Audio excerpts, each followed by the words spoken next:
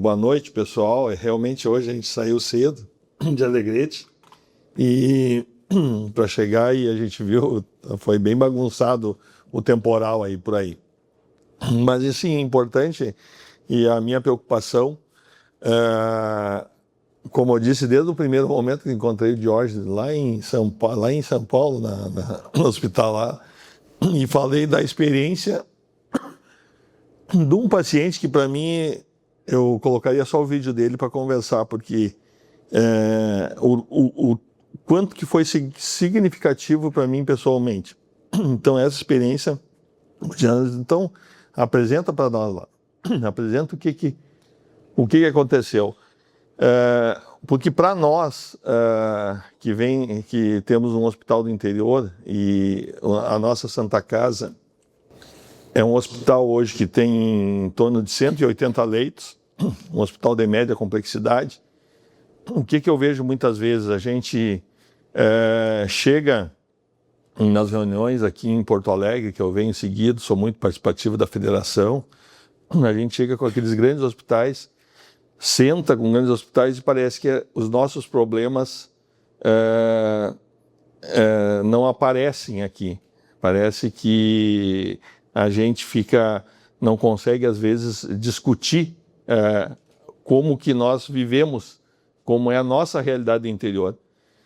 Alegrete, a gente, primeiro, nós não conseguimos fazer saúde lá porque nós atendemos mais de 80% a 90% SUS. É o único hospital da cidade. Essa é a realidade de toda a região. Qualquer cidade da região, da nossa região da fronteira, são 11 municípios, tem essa realidade. Então, a gente tem muita dificuldade, a gente tem as distâncias, nós estávamos falando aqui em Porto Alegre, o pessoal tem dificuldade de contratação de profissional. Lá nós temos muito mais, porque nós não temos cursos. Então, complica muito. O que acontece? Quando como eu digo, eu caí de paraquedas, eu me sinto às vezes meio difícil, às vezes eu digo, olha, vai ter médico, eu não sou médico. Eu em 2020, eu fui convidado a ser vice-presidente da Irmandade da Santa Casa de Caridade. O presidente me conhecia e disse, vamos assumir a Santa Casa, tinha muito problema. Assumimos a Santa Casa lá. Durante o Covid, faleceu o presidente. Eu nunca tinha entrado em hospital, não sabia o que era hospital. De repente, estou de presidente da Santa Casa. Então, é uma experiência totalmente diferente. Mas com uma equipe excelente, nós já tínhamos uma estrutura na Santa Casa assistencial muito boa, mas era um hospital muito necessitado de investimento e de ideias novas, de fazer alguma coisa diferente. E aí nós começamos, e eu sempre digo, meu fiel escudeiro, Carlos Melos, começamos a Porto Alegre, Secretaria da Saúde, Brasília, buscar recursos. E aí a gente conseguiu começar, então, a fazer um investimento muito grande nesses anos na Santa Casa, em todos avançados do Estado que houve, todos nós fomos contemplados com projetos. Nenhum a Secretaria da Saúde deixou de contemplar. Então foi muito investimento que se colocou. E começamos a investir nas nossas equipes, nos nossos profissionais do hospital, sempre fazendo treinamentos, inclusive agora estamos com trabalhando também com linha nas emergências, tudo que nos oferecem nós estamos dispostos a fazer. Então nós realmente começamos um trabalho e aí eu comecei a conhecer como é que funcionava a Santa Casa, aí começa problemas que a gente tinha e que sabia que tinha que resolver, e as pessoas diziam, mas tu vai colocar um equipamento tal, por exemplo, na neuro, né? Não, mas nós não vamos conseguir trazer neuro Alegrete se não tiver condições de trabalho. Primeira coisa que tu tem que dar é condições de trabalho, tem que dar equipamento. Como é que vai vir neuro aqui? E aí que começou essa história para dizer como é que começou a aproximação com o Diógenes e o tele-AVC. E que mudou muito desde que nós implementamos para algumas pessoas que já tiveram, infelizmente, a oportunidade de ter um AVC. E eu fico assim, porque especialmente uma, né, que eu acompanhei. Então eu vejo que valeu muito. Naquele momento que aqui em Porto Alegre, eu e o Melo tivemos buscando um serviço de neuro para Alegrete, e daqui a pouco alguém me comentou que nós tínhamos o tele-AVC, fazer um trabalho, então é o início, vamos começar. E aí nós começamos então, porque a gente sabia que nós tínhamos um grande desafio, que a questão do AVC é uma emergência, é o primeiro ponto. O tratamento tem que ser rápido, o tempo é fundamental. E nós não tínhamos neurologista, não tem Alegrete, não tem nenhum neurologista mora em Alegrete. E nós tínhamos que ter uma maneira de resolver. E sempre entra uma coisa que o pessoal, que eu digo no interior, e aí entra que a gente conversa com os hospitais da região, o pessoal, como é que vão financiar isso? Sempre o problema é o recurso. Eu digo, tchê, nós temos que fazer. E temos que colocar para quem também é problema, porque não é só o problema da gente, do hospital, que quer resolver o problema também é da sociedade, é do município. Nós temos que colocar o prefeito, explicar para ele, chamar ele, dizer, olha, está morrendo gente, mas nós temos uma solução, mas tu tem que nos ajudar.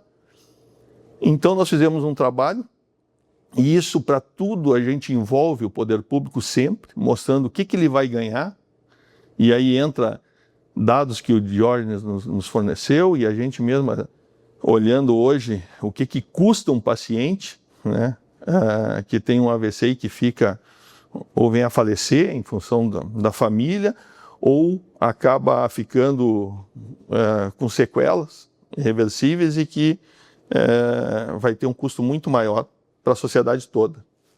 Então a gente tinha que buscar resolver. Então, nessa jornada, né, do paciente, né, nesse paciente que a gente se preocupa muito, a primeira coisa que nós temos que se preocupar é na urgência e emergência ser rápido. O pessoal identificando sintomas, já poder fazer um exame rapidamente, né? Acionar, avaliação inicial, acionamento do tele-AVC, aquela avaliação especializada que antes nós não tínhamos, ficava muito subjetiva, às vezes com um médico de emergência, às vezes a nossa emergência tem médicos com muita experiência, outras vezes não, sabe que interior também a gente tem essa dificuldade, então nada como ter um serviço que vai dar essa tranquilidade e esse direcionamento. Então, definição do tratamento e o monitoramento e continuidade do cuidado. Então, tudo isso nós começamos, junto com o projeto do tele-AVC, implementar junto com todo esse cuidado. Os benefícios que nós temos com o paciente. Um atendimento especializado imediato. Então, assim, antes nós não tínhamos, o paciente chegava, a gente não tinha aquele atendimento especializado. Era um clínico que atendia, como eu digo, a gente tem hoje na Santa Casa excelentes clínicos, hoje está o John aí que vai falar um pouquinho com vocês também, falar dos números que ele que é o RT, o responsável da nossa emergência. Então, a gente tem hoje sempre por trás alguém que vai dar esse atendimento especializado, os diagnósticos rápidos e precisos, e aí entra aquilo que eu falei, quando eu entrei na Santa Casa, nós não tínhamos equipamento, nós não tínhamos um tomógrafo atualizado. Hoje nós temos em Alegrete um tomógrafo, uma ressonância que foi inaugurada agora em março, tá? Moderníssima, só tem 3 aqui ainda no estado. Hoje nós temos equipamento. Hoje, um médico que vai para Alegrete e quer exercer a sua medicina, hoje ele consegue ter estrutura para isso. Que o grande problema do interior é esse. A gente carece de investimento, mas nós, graças a Deus, nesses 5 anos, nós conseguimos investir em todas as áreas da Santa Casa. Todos os nossos equipamentos hoje, eles são modernos. Inclusive, como eu disse, o pessoal criticou muito quando eu disse, não, nós vamos comprar o que precisa para fazer cirurgia neurológica, tal e tal, microscópio, não sei. Compramos o melhor microscópio da região que tem lá. Ah, mas agora não tem neuro. Não, mas agora, se um neuro vier, ele vai ter onde trabalhar. Junto com o tele-AVC, apareceu um neuro batendo lá, dizendo, olha, não consigo mais trabalhar na minha cidade. Está difícil. Tem como trabalhar aí? Está trabalhando conosco lá também. Então, assim, ó, é aquelas coisas que tu preparando o terreno, tu vai conseguir fazer. Então, hoje nós temos diagnósticos rápidos e precisos, isso aí vocês vão ver no tempo de diagnóstico, no tempo de início de tratamento, depois que o John vai falar. Então, o início precoce do tratamento, que é o grande diferencial. Eu não sou médico, mas já aprendi, né? Já é 4h30, né? Que é o tempo máximo ali. Então, a gente tem aquele tempo que nós não podemos perder. E, é óbvio, melhor desfecho clínico e qualidade de vida. É isso que a gente espera. E isso é muito importante, é isso que hoje, eu digo, eu fico muito satisfeito vendo, porque uma coisa é a gente não acompanhar uma pessoa que teve AVC, outra coisa é eu todo dia ir num lugar e ver que aquela pessoa, a gente tem um pouquinho foi nós um pouco responsáveis por aquela pessoa estar ali hoje, bem trabalhando de novo. Então, hoje eu vejo todo dia o rapaz aí que vai dar um depoimento, que ele é funcionário do Banco do Brasil. Benefícios para a equipe, tá? Então, a equipe é importante, os nossos clínicos, eles têm segurança, que vão ter um apoio especializado, segurança clínica, com decisões respaldadas, protocolos padronizados, que é o que a gente busca sempre, e é algo que se busca também no geral na Santa Casa, e decisões compartilhadas. Isso é muito importante, né? Poder trocar uma ideia com pessoas que têm a condição de realmente nos ajudar. E para o hospital, segurança jurídica. A gente, com isso, temos a responsabilidade médica de uma empresa que também nos dá essa cobertura, 24 horas com equipe experiente. Aí entra a questão de sustentabilidade, hoje poder faturar e poder agora, nós estamos tentando habilitar a linha de AVC, enfim, e redução de risco e mortalidade. É óbvio, pessoal, que a gente, quando pensou, como eu digo para vocês, sustentabilidade, a gente sempre pensa nisso. Como que nós vamos financiar isso? E eu digo, se o hospital, se nós temos a obrigação, o poder público também tem a obrigação. Ele que é o grande beneficiado, muitas vezes, do resultado que a gente consegue. A gente fica muito satisfeito com o resultado, mas o benefício maior, além do paciente, é também do poder público, do custo dele. Então, o John está aqui até. Eu vou tirar o John, né? Depois tu vai falar, John. O John está aqui, eu vou tirar o John. Então, o poder público ele é muito responsável. Então aqui eu vou 2 depoimentos, tá? Vamos ver vou voltar aqui. Meu nome é Rosângela Medeiros de Oliveira, eu tenho 62 anos, trabalho no maternal infantil. No sábado, dia 11, eu passei por uma situação muito difícil, a perna ruim, o braço, e aí chamei o socorro. Me levaram para o hospital imediatamente. Chegando lá, teve suspeita de AVC. Fez todos os procedimentos, fui bem atendida lá. E foi rápido a medicação. Se eu não tivesse sido atendida muito rápido como fui, eu ficaria com mais sequelas. Aí não teria aquela atividade para cuidar e voltar ao trabalho. Só tenho a agradecer a Deus e aos médicos lá de Santa Casa. Então esse é um depoimento de alguém que passou por isso, pessoal. Esse outro depoimento aqui, do Thiago, esse aqui eu quero contar um pouquinho da história pelo seguinte. O Thiago, a mãe dele é cuidadora da minha sogra. E eu estava pronto, eu e a minha esposa, para sair, eu contei essa história pro Diógenes. Eu estava pronto para sair para uma formatura do Senac, que eu era do Cindy Lojas e participava da mesa lá da formatura. E me liga a mãe dele, que estava cuidando da minha sogra, ela cuida na parte da noite, para minha esposa, né? O meu filho teve um AVC, está no hospital. E nós pronto. Estava saindo para a formatura, era 10:50. Aí eu disse, não, cancelamos a formatura, né? Na mesma hora, cancelamos a formatura, deixei a minha esposa com a minha sogra, peguei a mãe dele, do Thiago, fui para o hospital. Cheguei no hospital, ele estava já atendido, já tinha sido medicado, já tinham inclusive dado os medicamentos, porque na verdade ele tinha tido AVC ao meio-dia. Uma hora ele tinha tido sintoma no Banco do Brasil, ele é funcionário do Banco do Brasil. E o pessoal do Banco do Brasil começou a ver que ele estava ruim, ele teve um desconforto, aquela coisa do lado, e olha, vão levar para o hospital.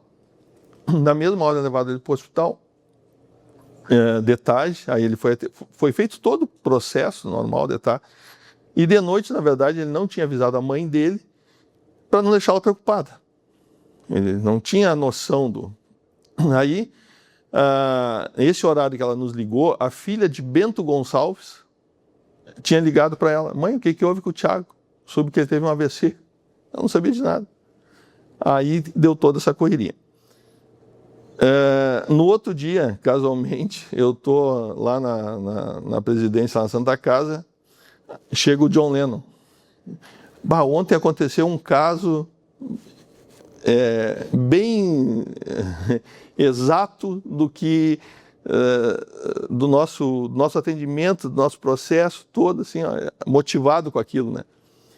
E isso aí para mim foi assim, uma grande satisfação, porque realmente a gente conseguiu fazer aquilo que eu imaginava, resolver, solucionar um problema sério na cidade, na nossa comunidade. E hoje, com esse serviço, com tudo isso que a gente está vendo e está acontecendo, a gente tem tido experiências maravilhosas aí de sucesso, que depois o John vai comentar. Então vamos ouvir o depoimento do Thiago. Olá, gente, uma boa tarde. Sou o Thiago Santana, bancário, tenho 45 anos, pai de 2 meninos e avó. Venho aqui através desse vídeo relatar esse último dezembro, data que eu não vou esquecer, 9 de dezembro de 2025, onde eu tive essa incidência de um AVC. Por mim, jamais pensei passar por essa situação, e venho já de família decorrente a esse quadro clínico, né? Minha mãe, infelizmente, veio a falecer de um AVC. Na época não tínhamos muitos recursos, não foi possível um atendimento, né, para que se desse algo positivo. Já comigo, no meu caso, foi muito produtivo, positivo, né? Doravante não fosse esse tempo hábil de eu ser atendido, né? Desde ali da qualificação de risco, onde o atendente já teve a prestatividade de me passar para uma sala específica, onde a equipe médica de pronto já me atendeu. Eu agradeço a Deus por ter colocado pessoas como vocês, profissionais de competência, e não só competência, que sempre estão visando o aprimoramento profissional. Aqui o meu pequeno e breve relato. Peço que Deus abençoe a vida de cada um e sempre coloque mais sabedoria às mentes de vocês, para que essa nossa Santa Casa seja uma grande referência para todos que necessitam e para aqueles que nada têm. O meu muito obrigado a todos. Pessoal, ali no início ele disse 2 coisas. Uma, ele tem 3 filhos, tá? E ele tem, se não me engano, ele tem até uma neta. E ele perdeu um familiar com AVC, então ele já perdeu uma pessoa com AVC. E todo dia que eu vou no Banco do Brasil, quando eu vou, ele me agradece. Eu digo: tchê, sabe, ele não tem que agradecer, é obrigação nossa. É obrigação do hospital, é obrigação das equipes, é obrigação. Então, eu vejo assim que realmente a gente tem que buscar, quando a gente... E o interior, pessoal, é mais difícil. Eu digo para vocês, esses dias até eu fui no debate, não sei quem teve no debate dos deputados lá da federação, e me incomodou um dos candidatos comentar que o assistir ele está mal, porque tirou todos os recursos da região metropolitana e jogou para o interior. Ou seja, como se o interior ele fez uma colocação infeliz disso, porque a maior parte dos profissionais, dos especialistas estão na capital. Então, tipo, os recursos têm que ficar, e o interior tem que ficar esquecido. Aí depois eu disse para ele, o que é mais fácil, eu trazer 200 pacientes, que nem nós temos hoje um ambulatório de dermatologia, trazer 200 pacientes fazer uma consulta dermatológica em Porto Alegre ou levar uma dermatologista para Alegrete? Aí ele entendeu o que é levar saúde para o interior, nós não trazer 200 pessoas para cá. Então, assim, nós precisamos de investimento no interior, nós precisamos, e enquanto não vem investimento, que a gente sabe que falta, a gente tem que ter a criatividade de envolver o poder público nos municípios para eles também ajudarem a financiar, e o Diógenes é isso, porque eu botei o Diógenes na frente, nosso prefeito, né, Diógenes? Vamos conversar com ele, vamos mostrar a importância. Eu quero chamar o John. John, chega aqui. O John é o nosso RT da clínica médica, cuida de toda a nossa emergência, tá? E ele vai falar um pouco dos números, João. E aquilo que tu falou ali que eu te cortei, né? Agora tu fala. Boa noite, eu sou John Almeida, sou médico especialista em clínica médica. E eu havia dito para o Roberto, deixa o vídeo, o senhor vai falar, vamos ouvir o senhor falar, mas ele insistiu nisso. A gente fala então sobre jornada do paciente, né? Como o foco do contexto hoje. E depois que a gente teve o acesso com o Celery e o TeleAVC, eu acho que as duas coisas que houveram, onde houve mais impacto, com certeza foi na jornada do paciente e na inércia terapêutica. Esses dois foram os impactos mais importantes que a gente teve e se reflete hoje em eficiência operacional dentro do contexto, né? A gente está buscando lá no hospital habilitar a linha de cuidado AVC, uma unidade AVC integral, que é do tipo 3, e algumas exigências do Ministério da Saúde foram possíveis serem devolvidas, né, os indicadores para eles com os dados e os indicadores dentro das metas do Ministério da Saúde para conseguir em algum momento habilitar a unidade AVC, graças ao início desse trabalho que foi lá o TeleAVC. O caso do Thiago chamou muita atenção porque eu lembro dele, era 12h45 no plantão e a hora de troca do plantão, né? E curiosamente no dia a gente estava com um aparelho de tomografia em manutenção e ele usava aparelho dentário. Aí eu cheguei para ele e disse, Thiago, tu vai ter que me permitir uma gentileza, que é tirar o teu aparelho. Porque assim, se eu for chamar o ortodontista, enfim, a gente olhou, cara, a gente vai descolar os brackets, tirar as ferrinhas, depois a gente resolve, tá? Não te preocupe, o teu sorriso vai seguir bonito. Vai ficar mais bonito que agora, desvio dele, enfim. E deu certo, ele tirou o aparelho, em 5 minutos fez a ressonância, a gente fez uma fase inicial que já possibilitasse ver a imagem ali, descartar sangramento, trombolizou e ficou super bem.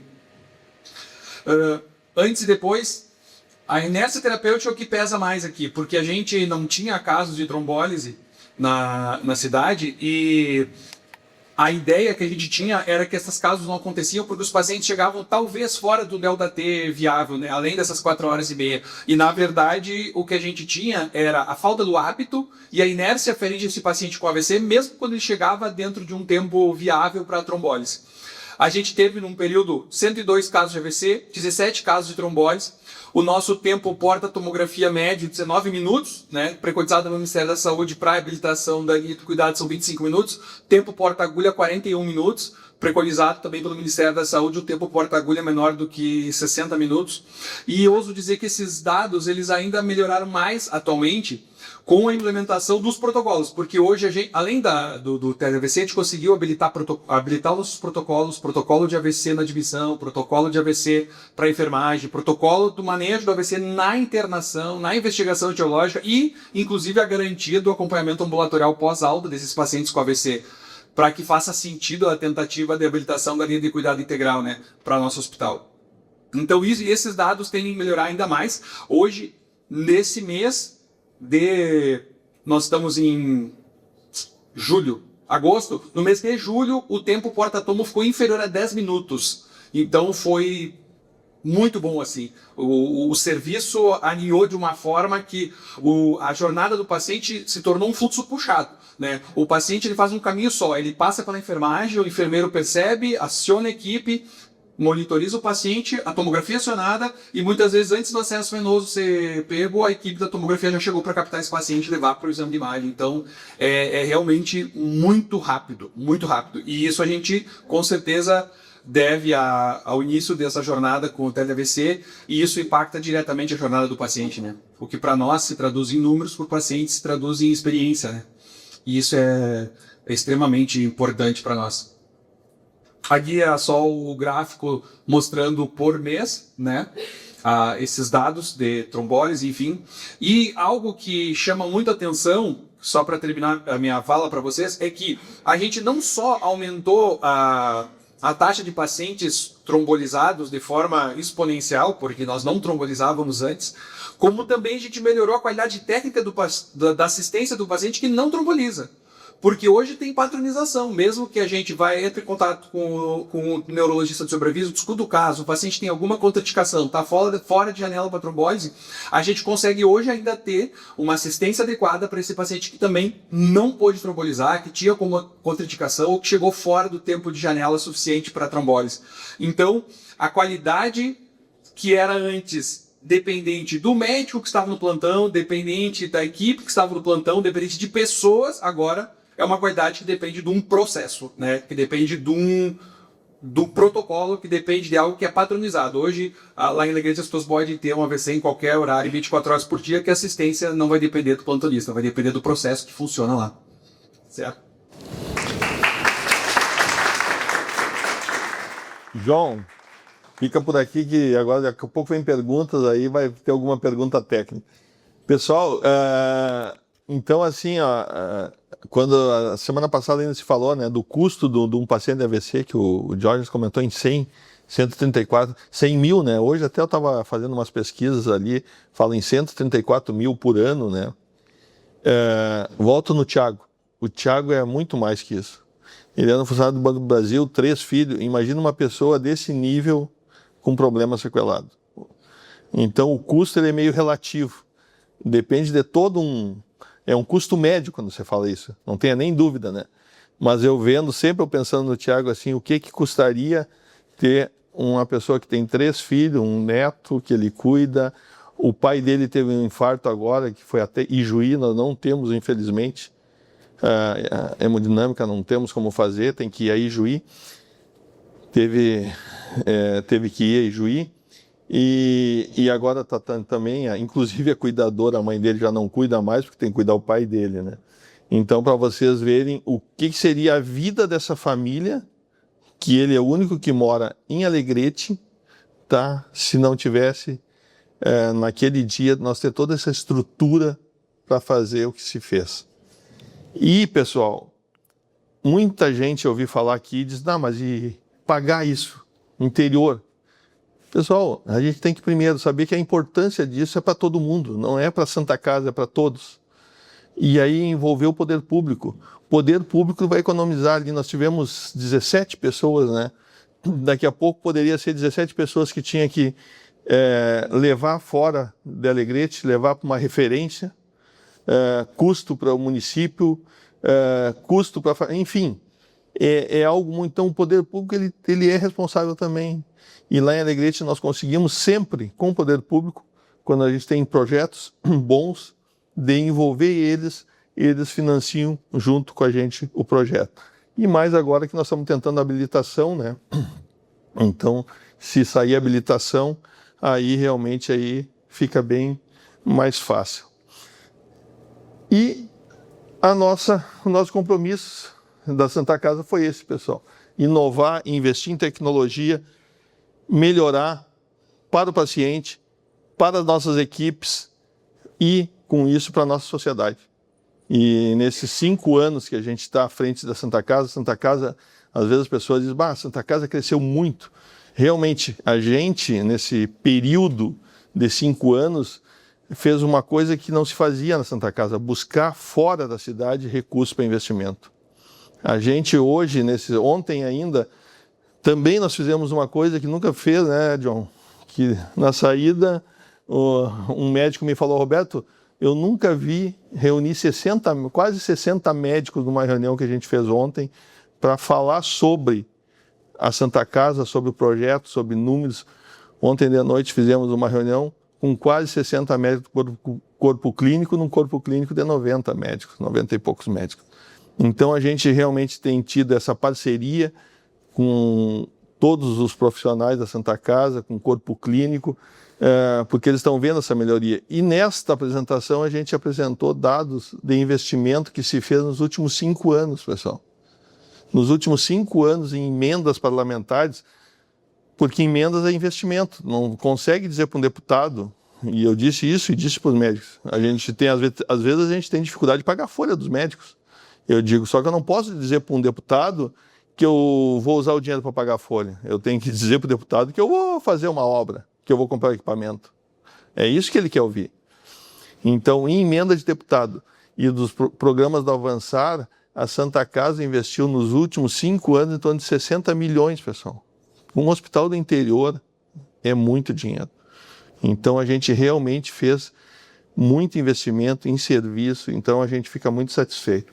Então, eu agradeço, né, a oportunidade, eu digo, eu não tenho, o John tem condições melhores na parte técnica, toda a vida, deu um show aqui para vocês de como é que funciona o serviço. John, obrigado.